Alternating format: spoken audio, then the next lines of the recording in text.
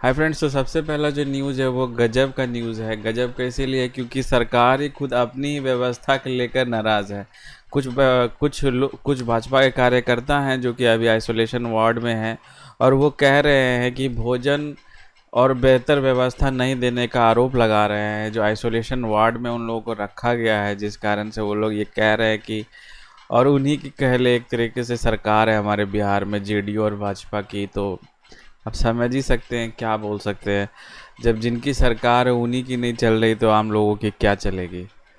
अगला जो न्यूज़ है वो है कोरोना पॉजिटिव बच्ची को पहुंचा गया घर। ये जमालपुर का एक खबर है कि एक 14 वर्ष की बच्ची को शनिवार को पहले लेके गया गया था क्वींस वार्ड, जो हमारे यहाँ पे कि जितने भी पॉजिटिव लोगों को रखा जाता है वहाँ पे उस बच्ची को लेके गया था, क्योंकि उस बच्ची का रिपोर्ट पॉजिटिव आया था। फिर क्वींस अस्पताल में कमरे नहीं मिलने के कारण, मतलब उसको कोई जगह नहीं मिला, तो उसको फिर से पॉजिटिव बच्ची को सरकार के आदमी फिर से उसको घर छोड़ा है और कहते हैं कि इसको घर में ही रखो, इसका इलाज घर पे होगा। जिस कारण से कि कहले जमालपुर में 12 नंबर वार्ड में कहले हरकम समझ गया कि यार एक पॉजिटिव बच्ची को फिर से क्यों घर में लेके आ गए, जब उसको पहले लेके गए थे फिर उसको वहाँ से फिर लेके आ गए। तो ये अजीब सी बात है।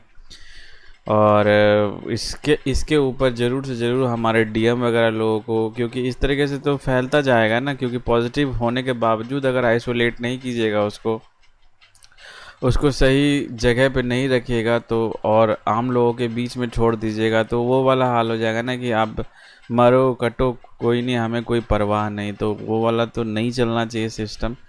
तो ये पता नहीं मामला हमारे डीएम के नज़र में है या नहीं है, लेकिन ये बड़ा बुरा विचित्र मामला हुआ हमारे जमालपुर में।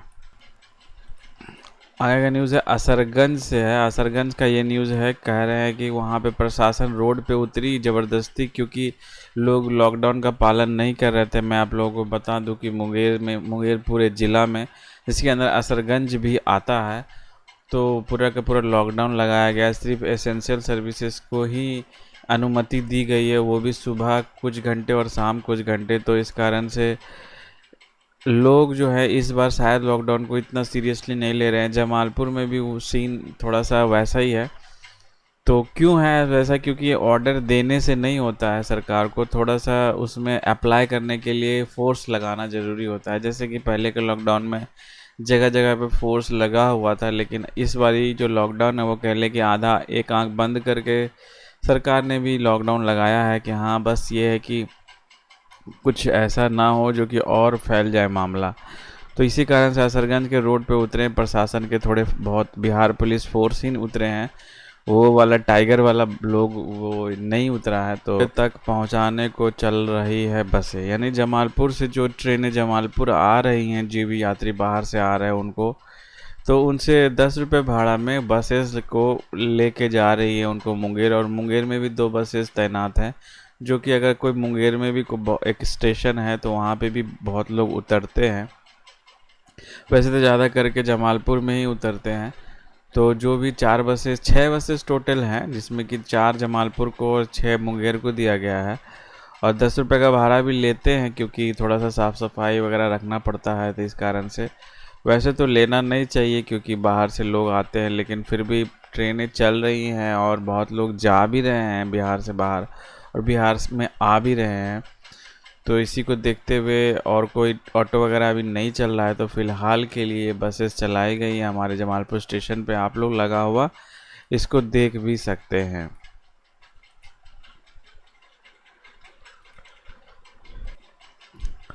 तो अस्पताल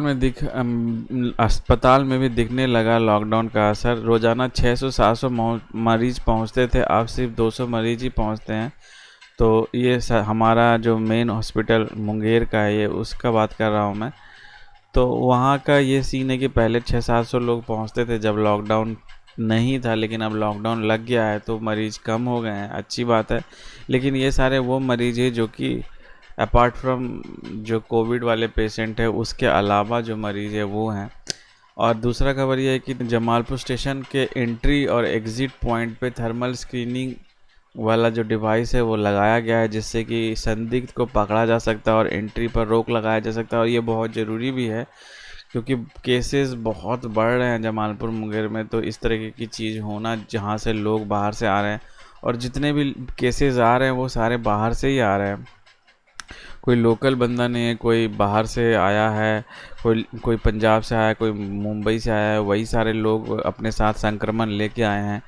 तो जहाँ से शहर में एंट्री करता है, यानी कि स्टेशन वगैरह, वहाँ पे स्क्रीनिंग कराना बहुत ज़रूरी है। और मैं उन लोगों से भी अनुरोध करूँगा कि छुप छुपा के ना जाएं, वो लोग भी अपना टेम्परेचर चेक कराएं। और अगर उनको लगता है कि टेम्परेचर सही नहीं है तो फिर जो भी क्वारंटाइन पीरियड होता है उस तरीके का पालन ज़रूर करें, क्योंकि आप अपने घर ही जाओगे और घर में जाके अपने लोगों को ही संक्रमण बांटोगे। तो ऐसा नहीं करना है कि छुप छुपा के घर जाना है। आप लोगों को अपना टेम्परेचर चेक कराना है, खुद से जाके चेक कराना है। कोई आपको बोलने नहीं आए कि जाओ जा भैया जाके टेम्परेचर चेक कराओ, स्क्रीनिंग कराओ, ये सारा चीज़ नहीं कराना। खुद से जाना है और बोलना है कि भैया मैं बाहर से आया हूँ, और मेरा मतलब हो सकता है कि 100 में 5 लोग ऐसे होते हैं कि निकल जाते हैं, लेकिन वैसा काम नहीं करना है। वो प्लेटफॉर्म का टिकट चेक नहीं हो रहा है। तो करीब करीब कह लें कि 20 से 25 हज़ार रुपये हर स्कूल को खेल इंडिया के तहत मिलने वाले 75 हाई स्कूलों को हमारे मुंगेर ज़िले के अंदर जो भी हैं उनको मिलने वाला है। तो अच्छी बात है ये कि थोड़ा सा खेलों को प्रोत्साहन मिलेगा। लेकिन मुझे ये समझ नहीं आ रहा है कि अभी तो कोई स्कूल खुला भी नहीं है, और इस तरीके से किट बांटने से कोई फ़ायदा होना नहीं है किसी को। तो कुछ और ही बांट देते बच्चों को, जितने भी हाई स्कूल के बच्चे हैं उनके फंड में, उनके अकाउंट में कुछ डाल देते, क्योंकि अभी तो स्कूल सारे बंद हैं। तो पता नहीं हमारे बिहार सरकार का क्या नीति रहता है, बेवक्त बेफिजूल खर्ची वाली नीति।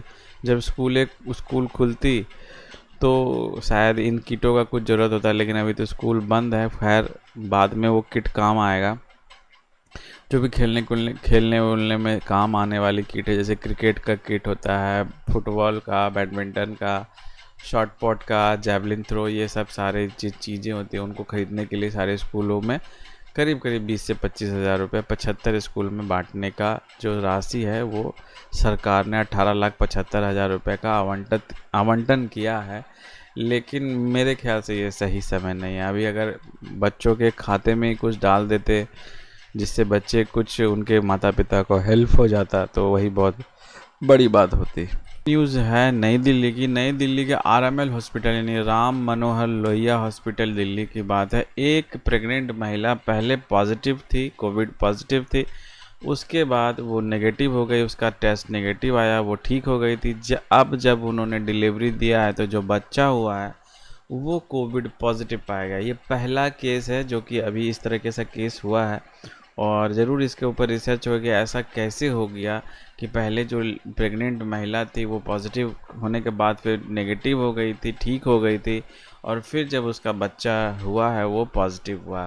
तो ये मेडिकल साइंस में पहली बार ऐसा हुआ है कि कोविड पॉजिटिव जो महिला है वो ठीक होने के बाद जब उन्होंने डिलीवरी दिया तो बच्चा जो है वो पॉजिटिव निकला। इतना छोटा बच्चा है, उसको पता नहीं डॉक्टर क्या कैसे ट्रीटमेंट करेंगे। तो आगे कोई न्यूज़ आएगा तो ज़रूर मैं आप लोगों के साथ इसके ऊपर शेयर करूँगा। ये न्यू दिल्ली का न्यूज़ था, तो मैंने सोचा कि इम्पॉर्टेंट है इसीलिए आप लोगों के साथ शेयर कर दिया। पिछले वीडियो को बहुत लाइक्स मिले, उसके लिए बहुत बहुत धन्यवाद। इस वीडियो को भी अगर पसंद आया हो ज़रूर लाइक कर दीजिएगा। मिलते हैं नेक्स्ट वीडियो में, तब तक के लिए जय हिंद जय भारत।